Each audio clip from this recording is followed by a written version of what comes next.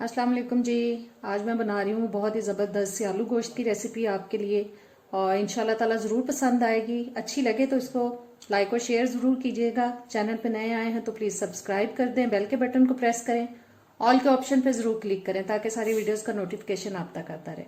चलें इसको बनाना शुरू करते हैं। जी, एक देगची के अंदर मैंने हाफ कप ऑयल डाल लिया है और अब इसमें मैं शामिल कर रही हूँ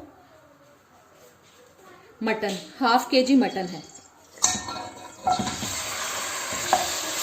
और साथ ही इसमें हम डाल देंगे अदरक लहसुन का पेस्ट तकरीबन 1 टेबलस्पून और 7 से 8 मिनट तक हम गोश्त को भूनेंगे।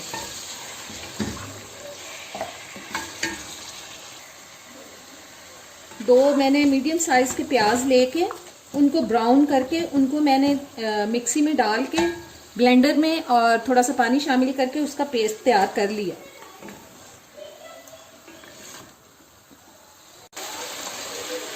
अब मैं इसमें शामिल कर रही हूँ 3-4 लौंग, एक दालचीनी का टुकड़ा और एक मोटी इलायची, ताकि इनका फ्लेवर भी जो है अच्छी तरह से सालन के अंदर आ जाए।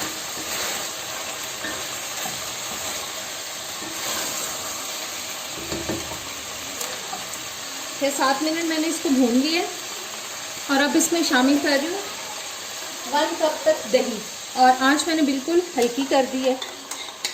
अब दही के साथ हमने इसकी भुनाई करनी है।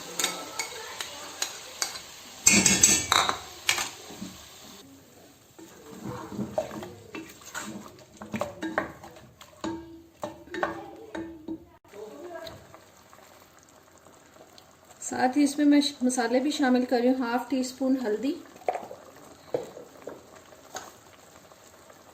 1 टीस्पून डाल रही हूँ लाल मिर्च का पाउडर, क्योंकि शोरबे वाले सालन में लाल मिर्च जो है बहुत ज़्यादा फील होती है, इसलिए शोरबे वाले सालन में आप लाल मिर्च थोड़ी कम ही रखा करें। और 1.5 टीस्पून मैं नमक डाल रही हूँ, आप अपने टेस्ट के हिसाब से शामिल करें।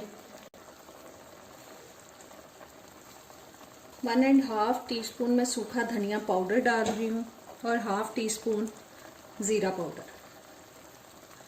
सबको अच्छी तरह से मिक्स करते हैं और अब हमें इसको अच्छी तरह से भूनना है गोश्त को। जितनी इसकी अच्छी भुनाई हम करेंगे उतना ही ज़्यादा अच्छा टेस्ट आएगा।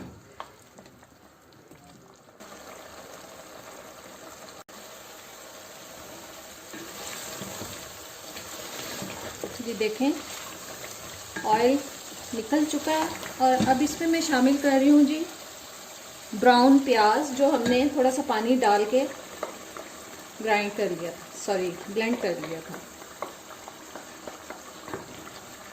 और साथ ही इसमें मैं शामिल कर रही हूँ पानी, थोड़ा सा मैं और शामिल करूँगी। 3 से 4 गिलास तक हम पानी शामिल कर देंगे और ऊपर से इसको ढक देंगे ताकि ये अच्छी तरह से गल जाए। पानी थोड़ा सा मैं शामिल और कर रही हूँ और इसको ऊपर से ढक रही हूँ। तकरीबन 25 से 30 मिनट के लिए हम इसको मीडियम लो हीट पे पकाएंगे ताकि ये अच्छी तरह से गल जाए। ज़रूरी नहीं कि 25 से 30 मिनट में गोश्त गल जाए, इसको चेक करना पड़ेगा। जी, गोश्त को मैंने चेक कर लिया, गोश्त बहुत अच्छी तरह से गल चुका है। अभी देखें थोड़ा सा इसके अंदर पानी है और मैं इसमें शामिल कर रही हूँ आलू। मैंने 3 मीडियम साइज़ के आलू काट के वो शामिल कर दिए इसके अंदर। आप आलूओं की मिकदार को कम या ज़्यादा कर सकते हैं अपने टेस्ट के हिसाब से, अपनी पसंद के हिसाब से।